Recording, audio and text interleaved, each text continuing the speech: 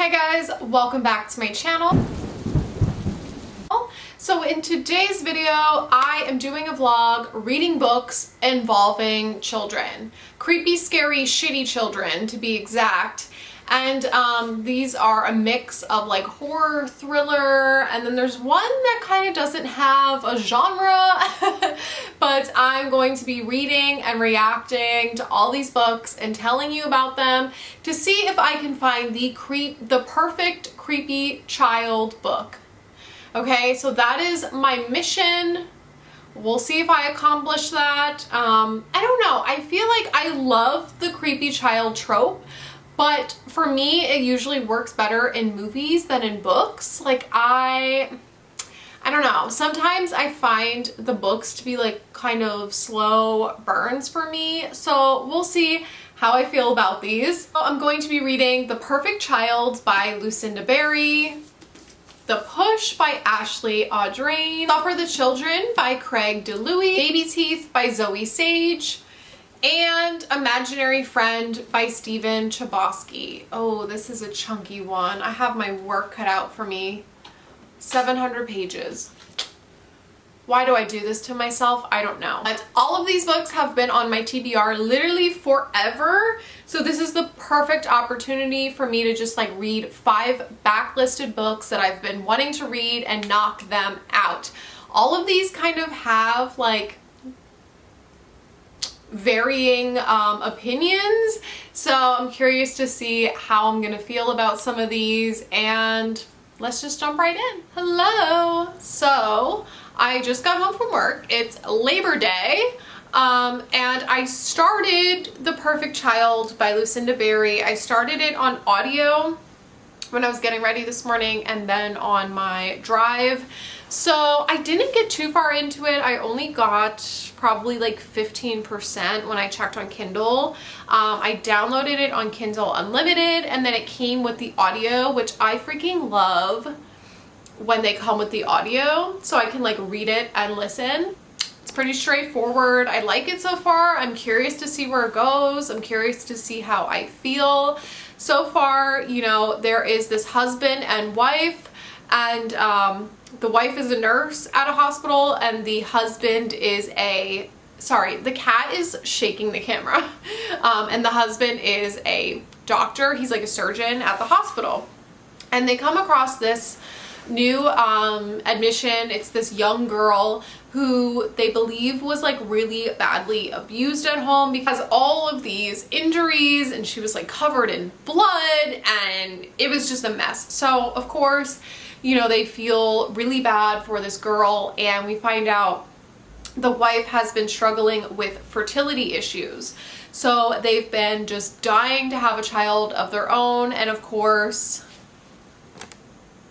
Belle, stop shaking the camera.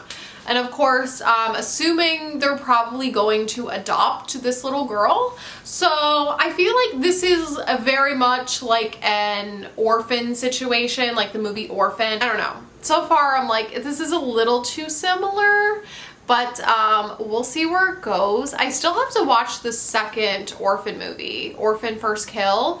I downloaded Paramount Plus because I was like, okay, I have to see this movie. So I got Paramount Plus, and what have I been watching on Paramount Plus? Big Brother. Not only this season, but I've been watching season 16. Justin and I just watched the entire season, binging it. I haven't been reading.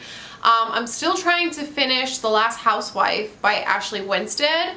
I've been reading that book for like days and days and days, and I'm only on page like 100. So I really need to finish that one up so I can start, you know, reading these books for this vlog.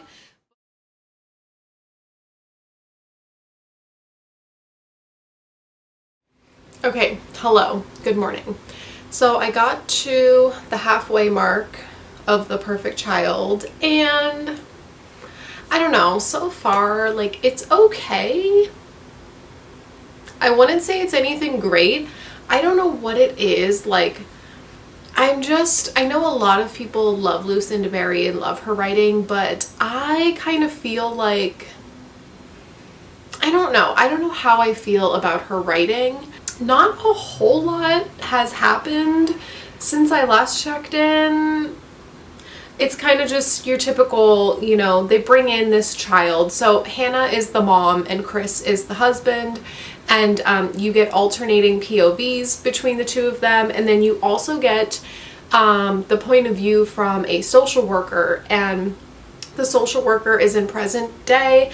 And she's kind of telling this story of like, oh, looking back, you know, something went terribly wrong, and she's trying to, you know, tell this story as the story goes. So like, you know, something went horribly wrong, but you don't know what it is yet. But yeah, like I was saying, like not much is happening other than they bring in this girl Janie. She is acting up. So, you know, she acts really strangely and misbehaves around the mom a lot, and of course is like a little angel around the dad. What really bothers me is the husband is a fucking idiot, and from what I understand, he only gets worse, and he's already pissing me off. He just like gaslights his wife. He doesn't believe his wife. And what bothers me is he's a fucking doctor. He's supposed to be this like you know, this great, amazing doctor at the hospital. And I'm like, how does he not know? Like, he is in such denial that there's something wrong with this kid. And I'm like, well, she's pissing and shitting herself in school, and she's like 6, and she's doing it on purpose.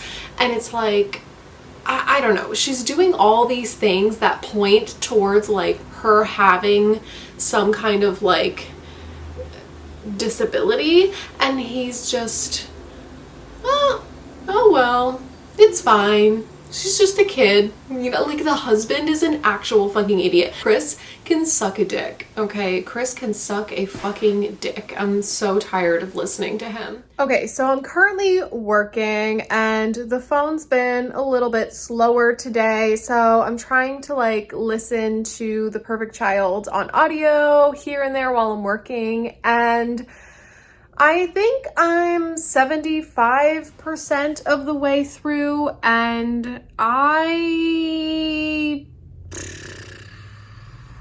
got a lot to say. To be completely honest, I think that this book is boring.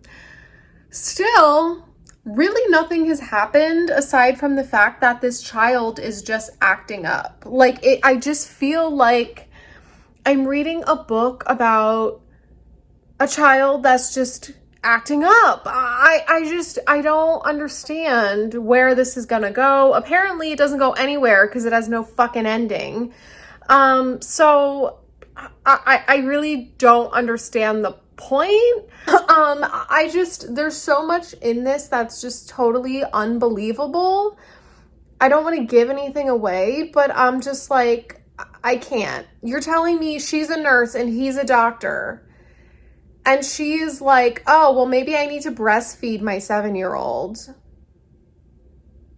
Excuse me? Like, your 7-year-old is acting like the spawn of Satan, and the solution to this is to breastfeed her.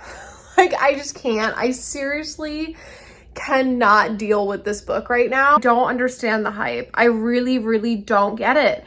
It's just a child behaving badly. Like, I don't get it. There's nothing creepy. There's nothing terrifying. There's nothing scary. I don't understand why people are traumatized and terrified of this book, because it's giving me Nanny 911. Like, you know that show back in the day where like kids were misbehaving and they like sent this nanny in to like straighten them out? That's what I feel like. Good morning. It is the next day. I literally just woke up. I'm eating my yogurt and I have my coffee over here, which I am so excited. Ow. I found half calf espresso pods for the Nespresso machine, and it's a godsend because I can't drink caffeine. I've been drinking coffee and having panic attacks again. So I'm like, okay, this is the last straw. I'm getting these half calf pods and they're good. Anyways, I want to talk about The Perfect Child because I finished it last night and oh my God, I have thoughts, okay? This book, I did not like it. That was my worry going in, that I wasn't going to like it because I'm not the biggest Lucinda Berry fan. I don't know. I feel like a majority of her books are just like boring, and I'm not even sure if they're like actually thrillers until the end. So I don't know, it's just not my style. I know a lot of people love her. Don't come for me. The last point that I checked in with you, I was at like the 75% mark, and I'd say the 75% mark is when things start happening, like the last 25% of the book. So it's a slow burn in my opinion. To me, I felt like it was just a child misbehaving the entire book. Like I didn't find anything like scary or terrifying or creepy until the end. I was like, oh, that's pretty fucked up. Then at the end, when things started happening, like we still didn't get like a solid conclusion or a solid reasoning or something that makes sense. It was just like, here's a climax and then it just abruptly ends. So there was no like solid ending, there was no explanation. Like I'm like, okay, that's the end, like, but what is actually going to happen? We don't know. It's just nothing was tied up in the end, and it just left me feeling annoyed and bleh. Like I just felt reading this. The husband, let's talk about the husband. The husband is a fucking moron. I cannot believe that this man's a doctor and he's like, oh, my 7-year-old who's literally acting like a baby, like a 2-year-old. Oh yeah, that's fine. She's fine. Oh, my kid that's a psycho. Oh yeah, she's fine. She can do no wrong. I love her. Like he's all googly eyes. Oh, I love my kids.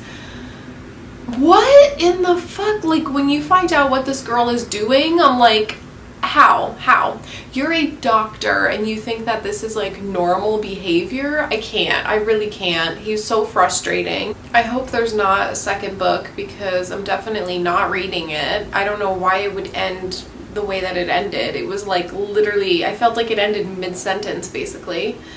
I don't know. I don't like it. I'm going with 2 stars. That's my review on that. I started the push last night. I literally only got 10 pages in so far, so I don't even really know what this is about, but it makes me a little bit nervous that some of the chapters are in second person, which I absolutely hate.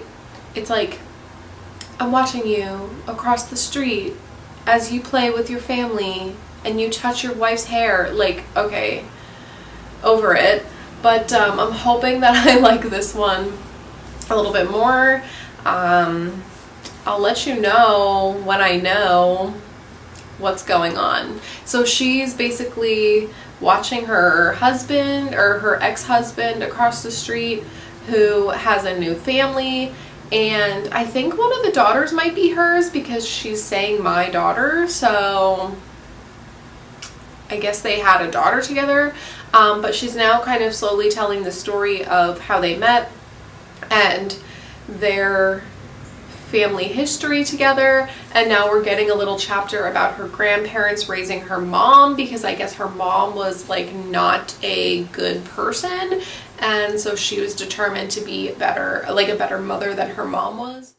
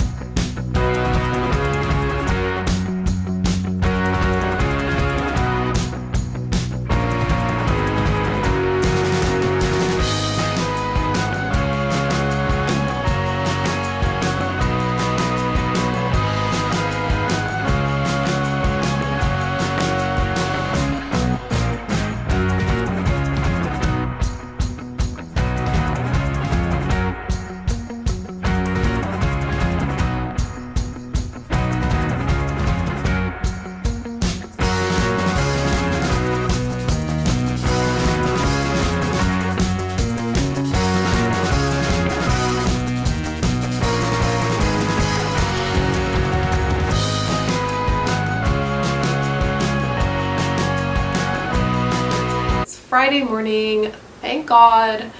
I got my little witch's brew mug here from Amazon, And my nerve pain is terrible in my butt. I don't know how I'm gonna sit for 8.5 hours at work. Like, I got 50%, actually more than 50%, like 60% through the push yesterday because I got taken off the phone for like 4 hours. So while I was working during that time, I could listen to the audio. So I got pretty far and I like it so far, you guys. Let's talk about it. Basically, we're following this mom, and she is basically telling this like memoir. It's like her side of the story, and she's like, talking in second person because she's basically like writing this to show her husband or her ex-husband, I mean. Am I making sense? It's way too early.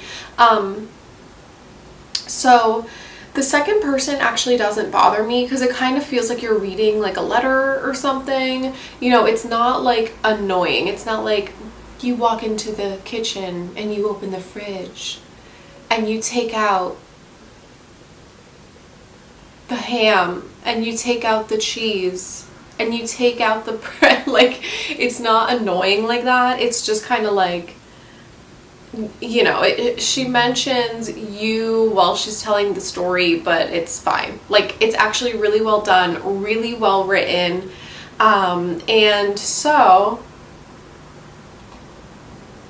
she's telling this story about how she had this child named Violet, and she didn't feel a connection to the baby, like immediately did not feel a connection. She felt like things were off, and the older that Violet got, she notices more and more that like they don't have this connection like her husband and Violet have.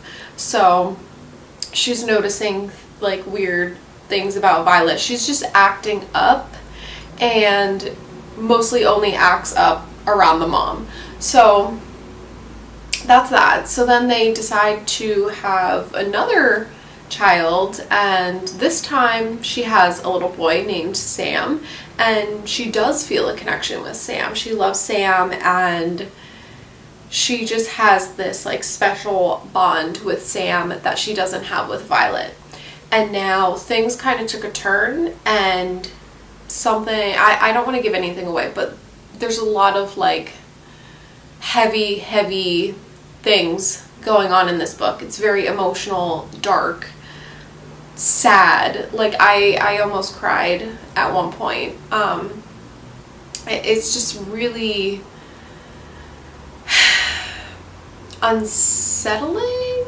I don't know how to describe this book, but I would not classify it as a thriller or a horror. It's more like dark literary fiction. Like, so far nothing like scary has happened. It's all been like tragic and sad and depressing. So I don't know where this is gonna go, but so far I'm really liking it, but it's really sad. A lot of trigger warnings. Look up trigger warnings. Like, if you have any trigger warnings towards like children, being a mom, childbirth, that sort of thing, like, this is probably not the book for you. But yeah, really well done so far. I'm impressed. This is what my computer does over and over and over and over again. It crashes, restarts, and then it gets stuck. Like, where's the Apple logo? I don't know. And then I have to do this. I have to turn it off. This is so annoying. And then you turn it back on. And I do this for like over an hour some days just to get it to turn on. No one knows what's wrong with it. Like, I can't afford to get a new computer. I was gonna get a laptop, but I literally am struggling right now trying to pay my medical bills, and like, seriously, it's not even that old. Okay, hi. So I just finished the push. It's Saturday morning, and this is a 5-star read for me. So basically, I left off telling you a little bit about the mom and how she didn't have a connection, and then something tragic happened. And this book is so sad. Like, it's so depressing. It really puts into perspective like every fear I would have becoming a mom. Like, I don't want kids. I don't have kids. I have no desire to have children. Belle, come on. Every time the cat is around, she rubs herself on the tripod, and then the video is going like this. Belle, come here. Yeah, it just puts into perspective like every fear that I would have becoming a mom. Like, yeah, it's really raw, unsettling, depressing, sad, bleak. But I absolutely loved it. I loved the way that this ended. It kind of ended on a little bit of like a twist, like a tiny little twist, and I obsessed. I absolutely love this. I don't know why I haven't read this sooner, because I knew I wanted to save it for a vlog. And yeah, the writing is beautiful. The story is just so sad and heartbreaking, and I cried reading this. Like, it's just so well done. Just like the things that this poor woman had to go through, I just cannot imagine. My heart is broken, and now I'm sad. So yeah, I think I'm gonna start Suffer the Children next, because I'm looking forward to like a good horror. I've been reading a bunch of thrillers lately. Well, this isn't a thriller, by the way. It's like psychological, dark literary fiction, but there is like a slight thriller aspect to it, like a tiny bit at the end. And I think it's just like real life horror. Like the horror, it's like real life horror that this mom had to like go through. Traumatizing.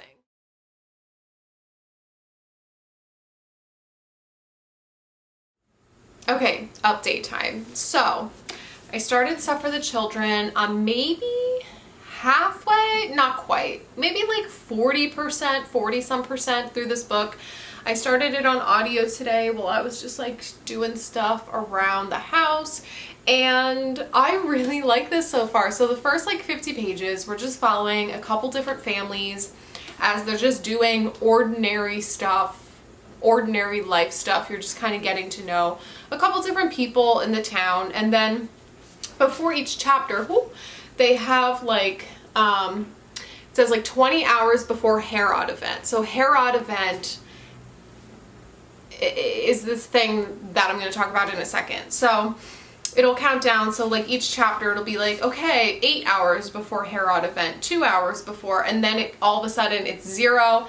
And the news starts broadcasting this thing called the Herod event, where all these children around the world, every single child is dying, and they don't know why. They don't know if it's like a virus or a genetic thing. They have no idea why, but all these children are dying. So I think it was like over the span of 3 days, all these children, boom, dead, bummer, right? So now, all these families are, of course, grieving and going just ballistic and just so upset, and they're falling apart, and people are cheating on one another because they're just like in this massive state of grief, and no one knows what's going on. There's so many dead bodies that like the morgue can't handle it. They have people going around, like trash men are going around like picking up dead bodies and just bringing them to this like mass burial place because there's so many dead children. And also babies, like fetuses, unborn fetuses are dying in the womb. So basically anyone that hasn't gone through puberty is, boom, dead. So now this bell goes off, which signals that the last child has died. Like all the children, 100% of them dead. And right when that bell went off, all of a sudden, children start coming back to life. And they're gray, they're decaying, they're not quite the same as they were before. So that's kind of where I've left off. And yeah, and now these grieving parents are like, oh my god, my child, they're here, but they're like, they're not quite right. And yeah, that's kind of where I'll leave off. Very interesting so far. I have no idea like what caused this event to happen or what the science behind it is, but I guess that's what we're gonna figure out. And yeah, really enjoying this so far. Hello, I'm sorry the quality is probably not the best. Oh my god, I look like I'm about to fly away. Yeah, I'm just like not feeling well today, so I really just don't want to get up and get my camera. I'm drinking like a nettle leaf infusion. I've been super dizzy lately. I think it's my seasonal allergies because they're getting really bad with ragweed, and like my ears are clogged, so I'm dizzy, and I've been nauseous, and I've been having like just endometriosis pain. So yeah, I've just been on the couch reading today. So I just finished Suffer the Children. I really like it. It's crazy. It's like a post-apocalyptic type book. I don't want to say too much more about it other than like once the children wake up, they start craving blood, and if you don't like feed them blood, they die again. So all these parents are trying to get more and more blood to like keep their children alive, and it gets wild. The things that they have to do, it's one of those books where it's like, how far are you willing to go for your children? Like that sort of thing. And it gets nuts. I'm just like laying here listening to the audio, and I'm just like, holy crap. I really like it. It's just like an old, like classic kind of horror feeling. You know, it's like a Pet Cemetery vibe with all these like dead children. I don't know. I like it. I think I'm gonna go with 4 stars. I really enjoyed it, but it's a great horror book. Great time. Would be fantastic to read in October, and I highly recommend. So, we need to talk.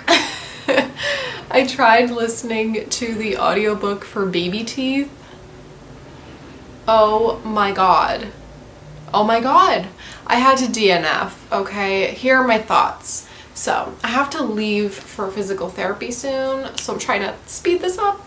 But, oh my god, my thoughts are all over the place. I have, like, I don't know what it is. My mental health is so bad. Like, I'm trying to, like, get my thoughts together, but they're, like, scrambled. Like, I literally feel like my brain is, like, scrambled eggs. Yeah, so in Baby Teeth, you're following this girl, this little 7-year-old girl named Hannah, and she is mute, and her parents don't understand why she's like not talking, so they take her to all these doctors, they do all these brain scans, they're like, oh yep, she's good, she's normal, she's fine, and they're like, well, why isn't she talking?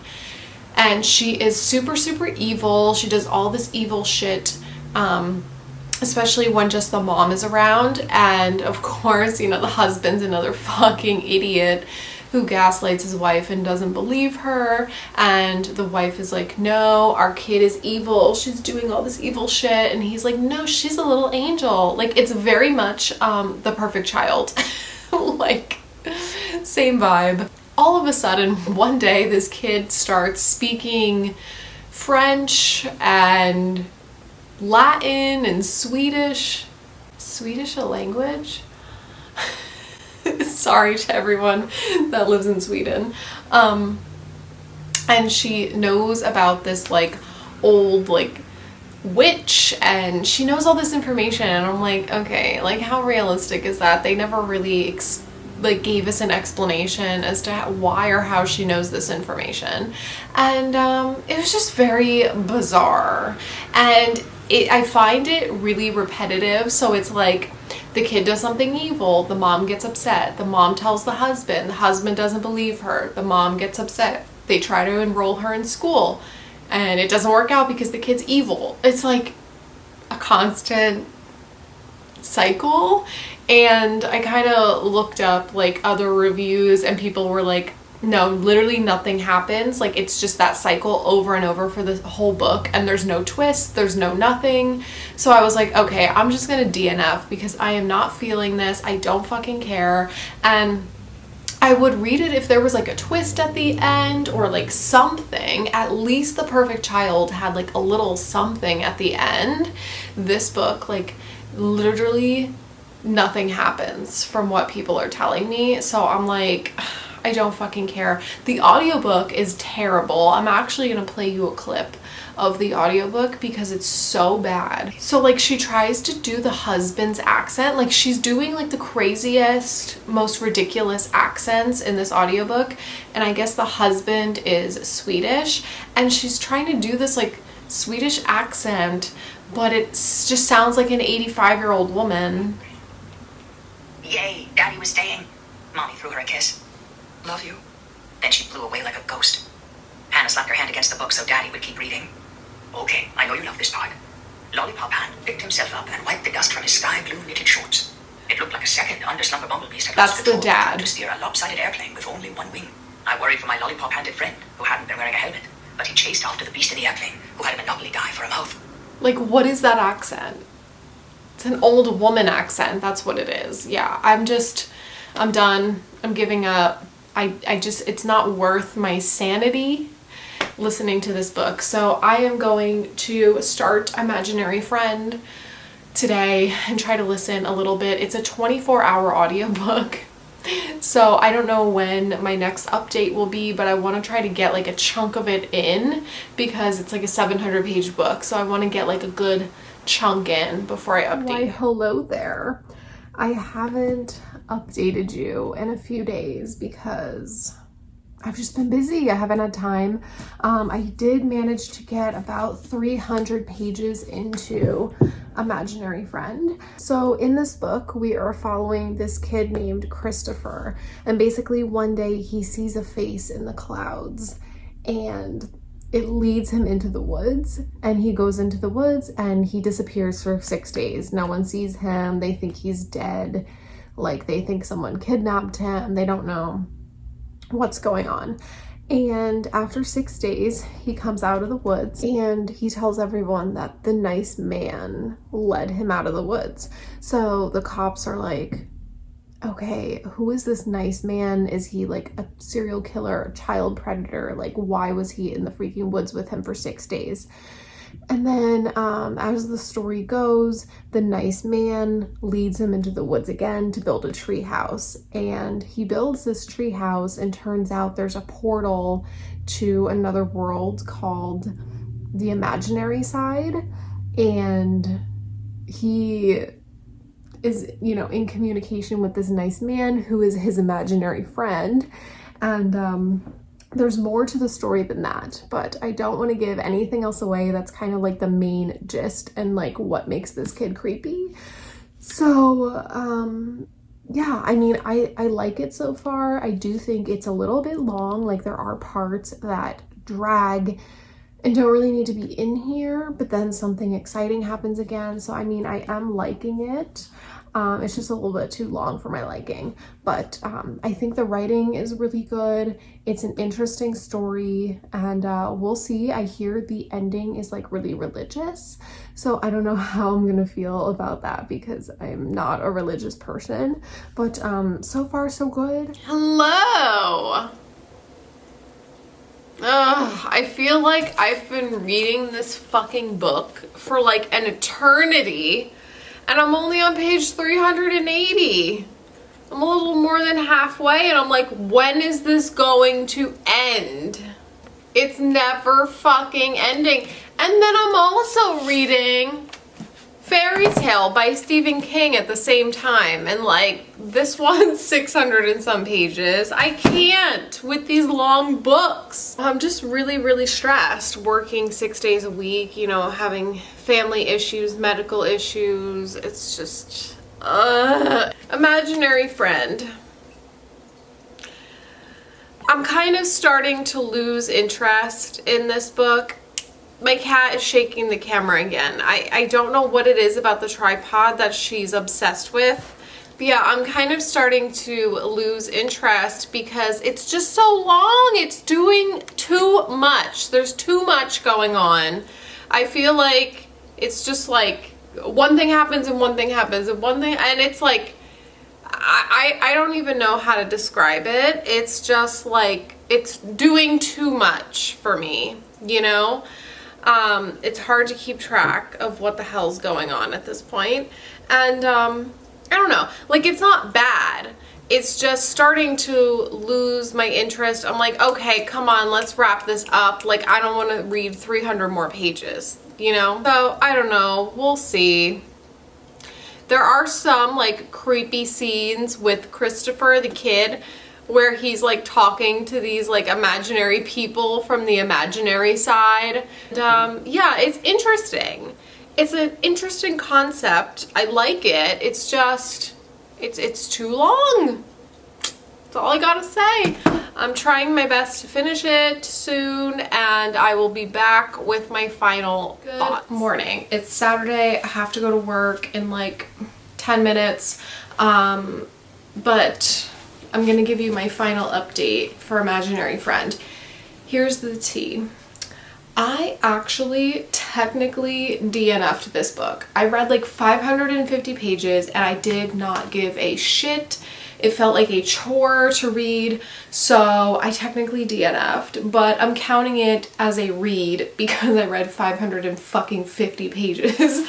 The last like 150 pages, I googled the ending, so I know how it ends. It didn't take away from the story. I'm like, okay, that was it. I'm not mad at the religious twist at the end and explanation because it made sense. I'm not as mad about it as other people, but it was kind of like, really? Like, I just read a 700-page book for that? You know what I mean? It was kind of like underwhelming, the explanation. Yeah, I don't know. I really enjoyed this book. And then after like 300 pages, it just got to be a chore. Like, it was just so long and so boring. I think if he would have chopped like 200 pages off, even like 250 pages, chop them off. There was so much stuff that just like dragged on. I feel like if this would have been condensed, I would have liked it a lot more, but it just got to be boring for me and I just didn't care, sadly. You know, I don't know, because it's like I liked most of the concept, but I just am struggling with how to rate this because it wasn't enjoyable enough for me where I wanted to continue reading. Like, I did technically DNF, but you know, I did like this one more than like The Perfect Child and more than Baby Teeth. It was just too long and then I just stopped caring. So I don't even know how to rate this. Maybe like a 2.5 from what I read. And you know, taking the ending into consideration that I googled, this is probably like a 2.5 for me, sadly. I thought going into this, I thought this would be like at least like 3.5, 4 stars, somewhere in that range, but being that I just couldn't finish it, sadly I'm gonna have to go with the 2.5. So with that being said, in conclusion, are creepy children books for me? It's debatable. I think creepy children are done better in horror books than in thriller books. I'm really not a fan of thrillers with creepy kids because it's always just like the kid misbehaving and it's kind of annoying. So with that being said, I think Suffer the Children was the one with like the creepiest kids, and I just absolutely, I really enjoy that book a lot. I think that one is a good horror to read around like Christmas time, like in the winter in December, because it takes place on Christmas. So I think that one is a good horror book to read in December if you want to do that. And my favorite book in this video is The Push, which is surprising because I wasn't sure how I was gonna feel, but yeah, that one really fucked me up. If you're looking for a good book that's gonna fuck you up, read The Push. And then the other 3 books, sadly, I just can't recommend. So yeah, this blog was kind of like a dud, but you know, I found a new all-time fave, and I also found like a new horror book that I loved. So yeah. Anyways, thank you guys so much for watching. If you have any recommendations for like videos you want to see in October around Halloween, let me know, and I will see you in my next video. Bye.